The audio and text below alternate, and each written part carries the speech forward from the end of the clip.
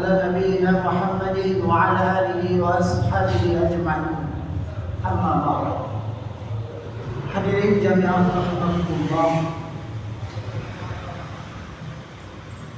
Pada pagi hari ini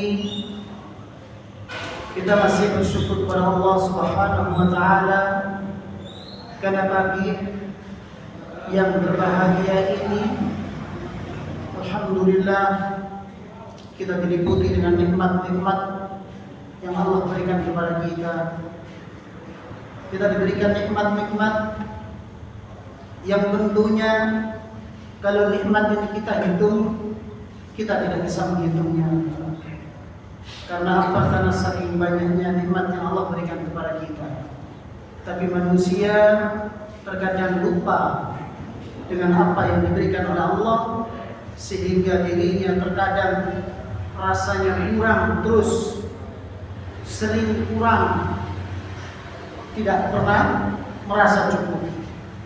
Nabi Shallallahu Alaihi Wasallam, seandainya manusia itu diberikan nikmat, diberikan kekayaan berupa satu gunung emas, namanya satu gunung emas itu banyak. Itu mungkin kalau dimakan sendiri, digunakan untuk makan, bersenang-senang bersama anak turunnya, saya tidak akan habis sampai dia mati.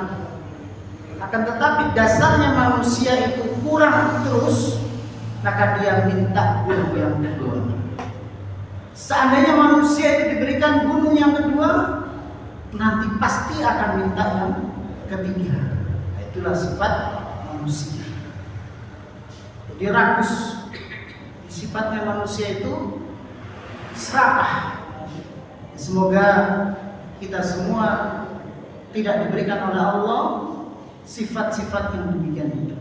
Kita dihindarkan dari sifat-sifat yang rakus, sifat-sifat yang tamak. Kenapa? Karena kalau kita rakus, kita tamak, berapapun nikmat yang Allah berikan kepada kita, niscaya kita tidak akan bersyukur kepadanya. Hadirin jamaah rahimakumullah, berita terbaru keadaan yang kita lihat pada saudara-saudara kita yang berada di Aceh, yang berada di Sumatera Barat, Sumatera Utara, itu terus berkembang jumlah yang meninggal. Saya kemarin melihat tayangan di media sosial yang betul-betul real, nyata. Karena ada teman saya yang menjadi relawan, dia mengetahui betul keadaan di sana karena beliaunya utusan dari masjid yang ada di Bogor, membawa banyak bantuan. Itu luar biasa. Jadi mobil-mobil yang mewah itu seperti mobil-mobil yang tidak berguna. Ya seperti halnya kita di jalan, mobil-mobil pada berhenti di lampu merah, tapi semuanya sudah tenggelam, habis tenggelam. Dan yang lebih mirisnya lagi, ternyata di dalamnya itu banyak yang sudah menjadi mayat. Jadi berbagai macam mobil yang bagus-bagus, mewah-mewah, mereka berusaha untuk menghindari dari bencana tersebut. Akan tetapi Allah berkehendak lain. Kalau Allah sudah menurunkan bencana, mau lari kemana? Dan apa yang kita banggakan, apa yang mereka banggakan, misalnya kalau di situ ada kesombongan, maka mereka akan menyesal dengan penyesalan yang sangat luar biasa. Mungkin waktu mereka hidup mencari harta yang tidak halal, mereka merelakan keluarganya, merelakan saudaranya, merelakan teman-teman dekatnya, sehingga mereka rela untuk bermusuh-musuhan hanya karena ingin kaya. Setelah kaya, terjadi musibah yang apa? Misal mereka minum dengan air banjir, berhari-hari mereka tidak makan. Tapi ini semua sudah menjadi firman-Nya Allah dalam surat Al-Baqarah, wala nabluwannakum bisyai'in minal khauf wal ju' wa naqsin minal amwal wal anfus was thamarat wa basyiris sabirin. Dan kami pastikan mereka akan aku uji. Jadi orang-orang yang beriman pasti akan aku uji dengan sedikit ketakutan, rasa takut. Ini takut yang luar biasa. Kenapa?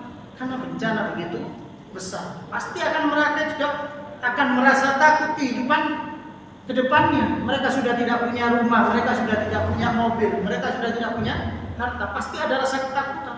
Kalau zaman dahulu mereka takut untuk dibunuh, diperangi. Akan aku uji dengan rasa kelaparan. Para sahabat dulu sudah merasakan kelaparan yang luar biasa, sampai makan daun-daunan, sampai kotorannya itu berwarna hijau. Kalau yang sekarang keadaan saudara-saudara kita yang ada di Aceh sana juga betul-betul merasakan bagaimana dia tidak makan sampai 3 hari, 4 hari mereka tidak makan. Kenapa? Karena tidak ada bantuan yang sampai pada mereka. Hanya sebagian, tapi sebagian yang lain masih banyak yang kekurangan. Diuji dengan kekurangan hartanya, jiwanya, betul-betul di sini diuji oleh Allah. Dan mereka kekurangan buah-buahan. Kalau di situ sudah habis ya. Kalau punya tanaman habis, punya peternakan habis, hartanya juga habis, badannya sakit-sakitan, keluarganya meninggal. Ujian yang sangat luar biasa. Dan sampaikan kabar gembira pada mereka orang-orang yang sabar. Prakteknya yaitu ketika Allah menimpakan musibah pada mereka, qalu inna lillahi wa inna ilaihi mengatakan demikian. Semua yang terjadi itu semua adalah kehendak Allah dan kembalinya kepada Allah.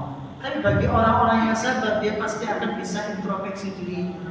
Kalau untuk para pejabat keseluruhan itu harus introspeksi yang luar biasa. Kenapa? Karena di situ banyak sekali hal-hal yang tidak sesuai. Hutan-hutan dikunduli, ya, ada tambang-tambang yang ilegal semuanya. Dan itu adalah bentuk sentilan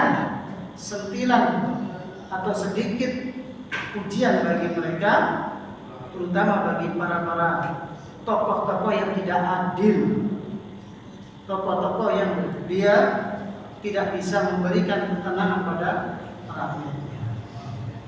Barakallahu fikum.